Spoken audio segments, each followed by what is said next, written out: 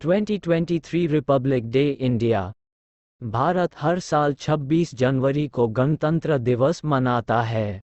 ये दिन भारत के इतिहास में एक अलग अहमियत रखता है। इस साल देश अपना 74वां गणतंत्र दिवस मनाने वाला है।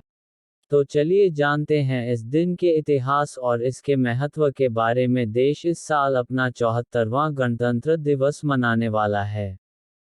26 जनवरी का दिन हर भारतीय के लिए बेहद खास होता है। ये दिन भारतीय नागरिकों की लोकतांत्रिक रूप से अपनी सरकार चुनने की शक्ति को दर्शाता है। भारत के इतिहास में ये दिन कई तरह से महत्वपूर्ण है। यही वजह है कि इस दिन को पूरे देश में हर्षोल्लास और उत्साह के साथ मनाया जाता है।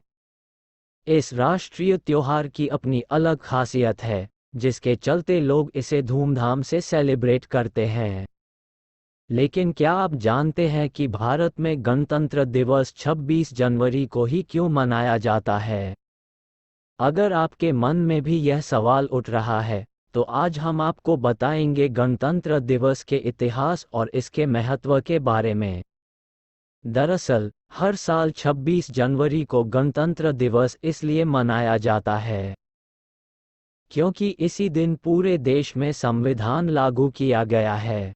26 जनवरी 1950 को संविधान लागू होने के साथ ही भारत को पूर्ण गणराज्य घोषित किया गया था। यही वजह है कि हर साल इस खास दिन की याद में 26 जनवरी को गणतंत्र दिवस मनाया जाता है।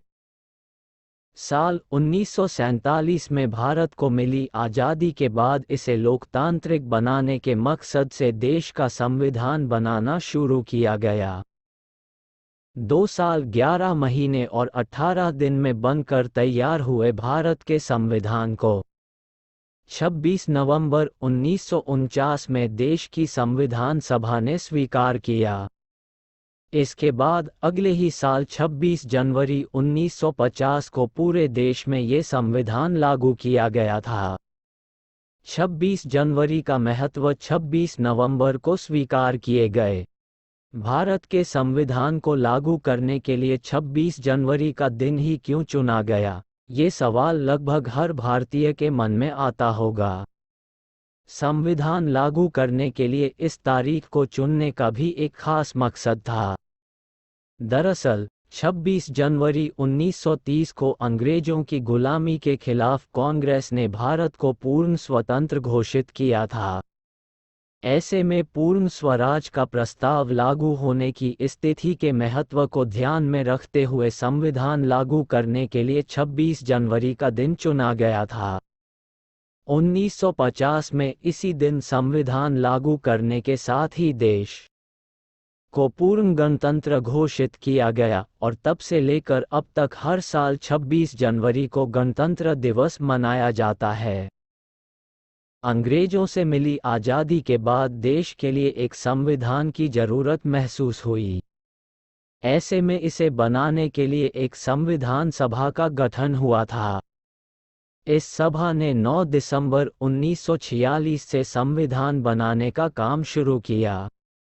भारत की इस संविधान सभा के अध्यक्ष डॉक्टर राजेंद्र प्रसाद थे, जबकि संविधान की ड्राफ्टिंग समिति के अध्यक्ष डॉक्टर भीमराव अंबेडकर थे।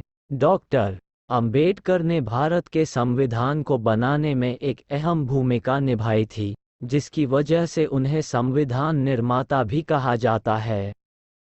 भारत का संविधान दुनिया का सबसे बड़ा लिखित संविधान है, जिसे बनाने में पूरे 2 साल 11 माह 18 दिन लगे थे। इसके बाद 26 नवंबर 1949 को संविधान सभा ने अध्यक्ष डॉक्टर राजेंद्र प्रसाद को देश का संविधान सौंपा था। यही वजह है कि हर साल 26 नवंबर को संविधान दिवस के रूप में मनाया जाता है।